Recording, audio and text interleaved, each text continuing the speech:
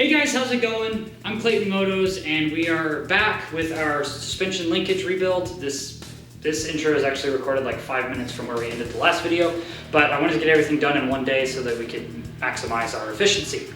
So if you remember from the last video, which you can watch up here, we pushed out all the bearings and I just went and cleaned them up a little bit, and now we're gonna put in all our new bearings. So let's just get right into it. Okay, so we're gonna start this video off kind of just how we ended the last one, or how we began the last one, excuse me, with this part here, which we call the wishbone. I don't know what the technical term of it is, but the process is pretty simple. We're gonna start heating this up, and then we're going to drop in a cold bearing. And after we drop in the cold bearing, we're gonna use this old chain adjuster, and we're gonna slide it right here, and it's gonna give us a nice flat surface to press our bearing into so we don't kink the bearing at all. And then after we press it flush with this, we're gonna take this socket, which is a 23, and if you notice, it doesn't fall all the way through. And so when this starts to get tight, we'll know that the bearing has been pushed flush with this lip right there. So now that I've outlined it, I'll give you a quick demonstration of the first one, and then we'll just time lapse the rest of it. So let's get into it.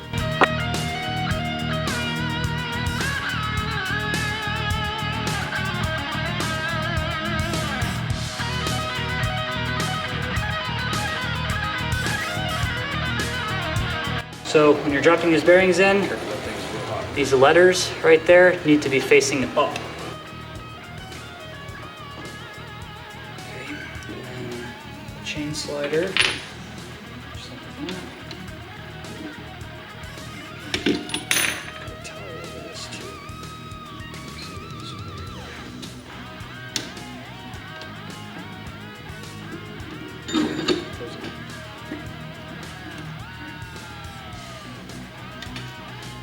Go, straighten it out. A little bit more. Now that bearing is flush with the surface. And now we take our sockets. Open it up.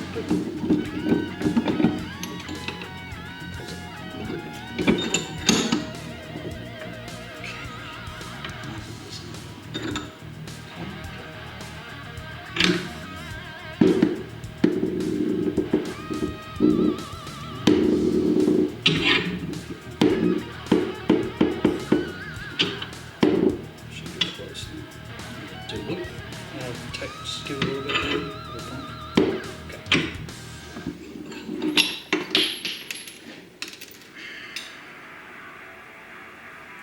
Okay. The bearings decided they don't want to live anymore. That's the unit. All the bearings fell out, so it's not quite flush yet. Let's get it flush. Okay.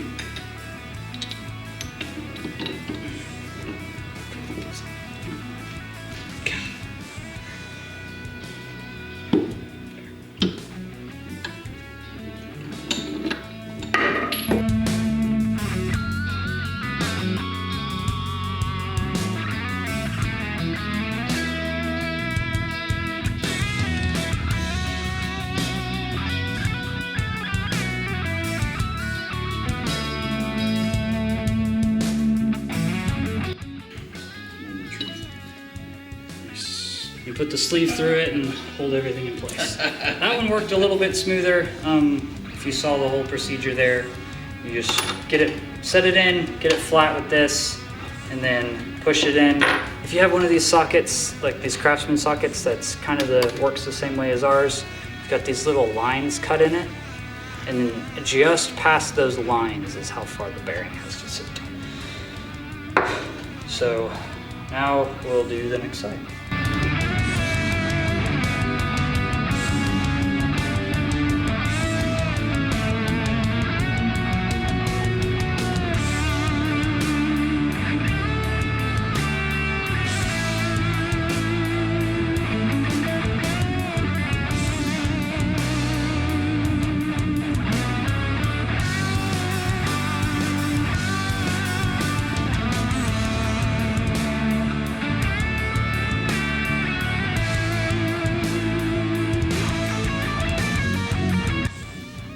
So while this is happening, I'm gonna take a little bit of time to explain how we're gonna set the bearing depth of 6.5 millimeters.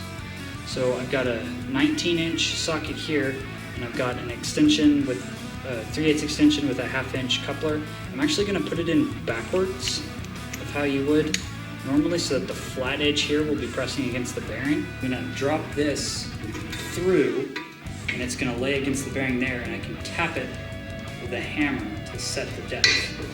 And what I'm gonna do in the first place here is I'm gonna take our pair of calipers, and I'm going to measure on this socket where 6.5 millimeters is. So I'm going to take from this edge, turn them on, zero them out, and 6.5 millimeters. Get that pulled up here. It's going to be just past the lines on this socket. And for anybody at home that doesn't have a socket like this, of course, I'm going to kind of mark about where it is, but you guys can take these measurements yourself at home, and that'll just help you be more prepared and be able to set your bearing depth faster while the bearing is still cold. So I put a little Sharpie mark right there, and when I get to the base of that mark is when I should stop and check. Okay, so we're gonna drop the bearing right here, and it's already kind of falling in there for us, which is always nice. And then we're going to take our homemade tool and make sure that's set on there. And we're just take a light hammer and give it some taps.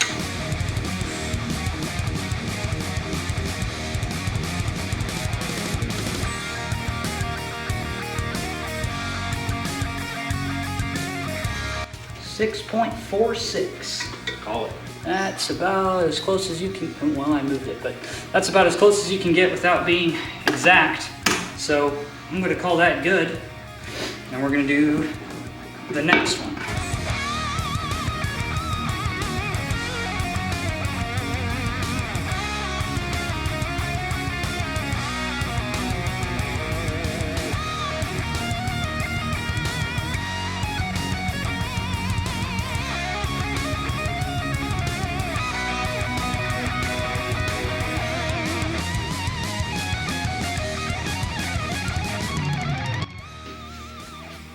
See how that bearing's flush with that edge, but if you flip it over, there is no edge, and so you kind of have to press the bearing in there. The depth of that bearing is important, but if you're a little bit off either way, it's not the end of the world. You'd rather be in just a little too far than not out far enough, just because the seal has to sit inside of here, and if it sits out too far, it won't be able to go around the motor.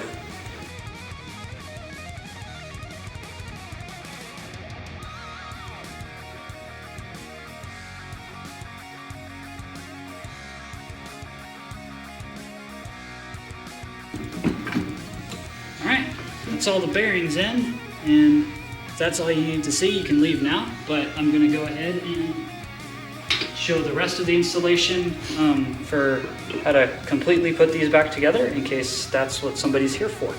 So let's get on with that. Since this part is the one that's been cooling down the longest, it's going to be the first one that I do.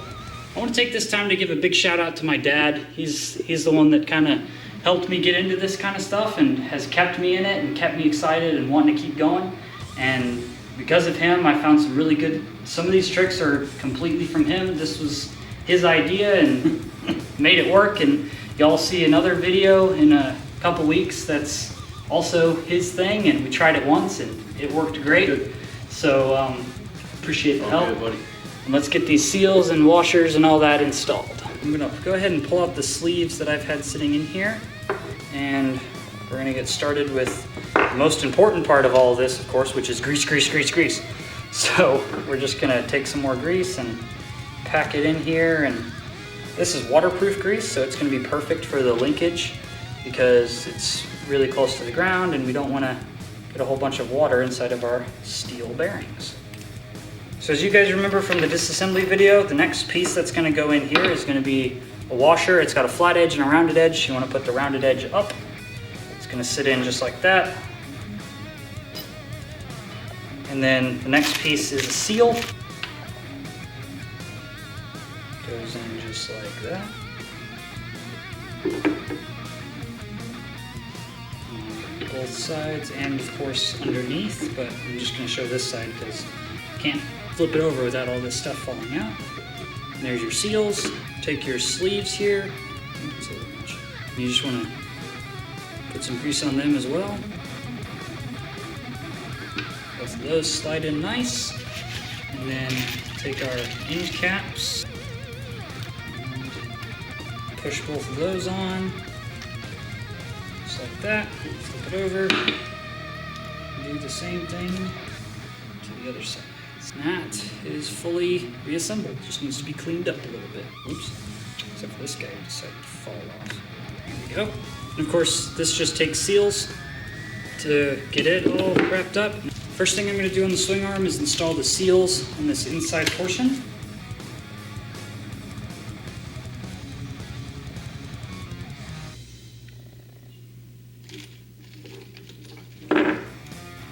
To help me punch them in, I'm going to use the same technique as my little guy here, except I won't really hammer on it unless I have to, which it looks like I have to.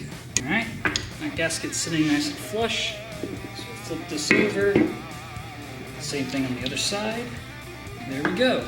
Now, we can move on to this top section. So the next things that are going to go in are going to be this washer, the bearing, the other washer. The two washers sandwich the bearing. I'm going to put some grease on them. Everything's nice and greased. Drop all that right in. We install the seal up top. Just like that. And our new end cap, which is not directional, just sits in just like that. And the other side is exactly the same. The only other thing left to do is to put in the sleeves. If you give them a quick coat of grease, put them down through the bottom, just like that. Flip it over.